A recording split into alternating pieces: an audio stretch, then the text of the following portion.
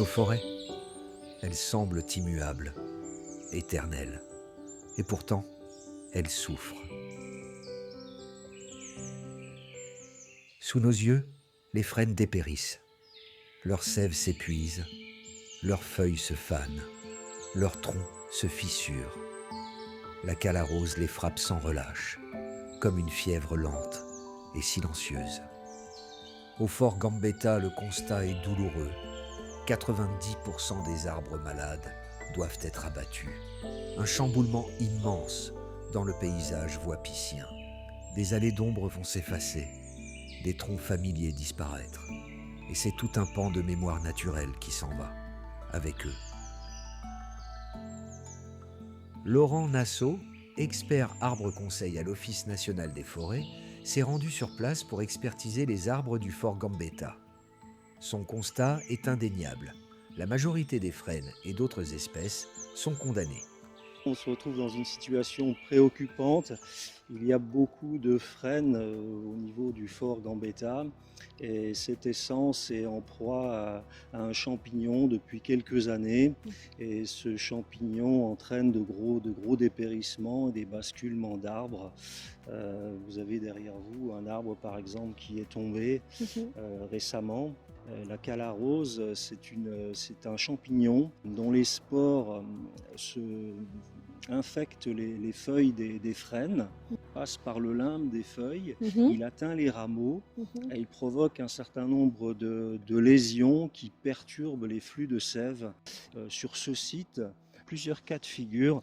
L'armillaire qui est souvent associé à la cale à rose peut faire sécher l'arbre très rapidement, parfois en un an. C'est fulgurant.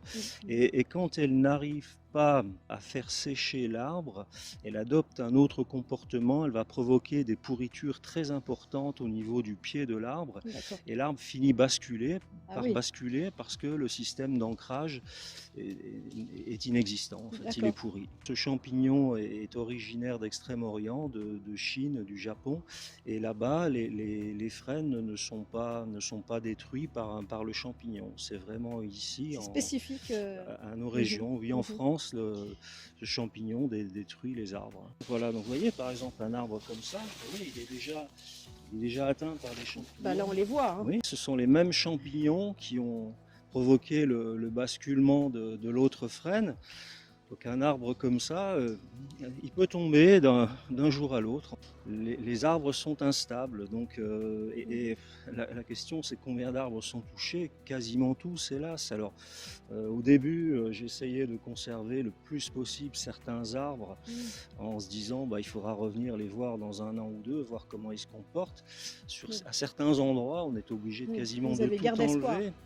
À certains endroits, mais à d'autres non. Ici, par exemple, il faut quasiment enlever tous les frênes. Et en fait, quand on fait le métier que je fais, on aime les arbres. Et là, on se dit, mais mince, c'est extrêmement rare qu'on marque tous les arbres. Moi, j'ai pas vraiment de souvenirs comparables où il y a autant d'arbres malades. Vous pouvez avoir un petit arbre qui fait 2 mètres de hauteur qui est atteint, un autre qui fait 10 mètres qui est au jeune adulte qui est atteint également, comme un ancien.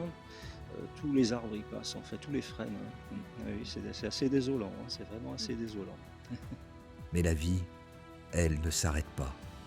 De ce vide va naître un nouveau souffle. Une nouvelle forêt verra le jour. Plus résistante, plus diversifiée, plus forte face aux changements de demain. Ce renouveau se fera ensemble, avec les enfants, les habitants et le service des espaces verts de la ville. Chacun plantera un peu d'avenir, un peu d'espoir, pour que les générations futures retrouvent ici l'ombre, la fraîcheur et le chant du vent dans les feuillages.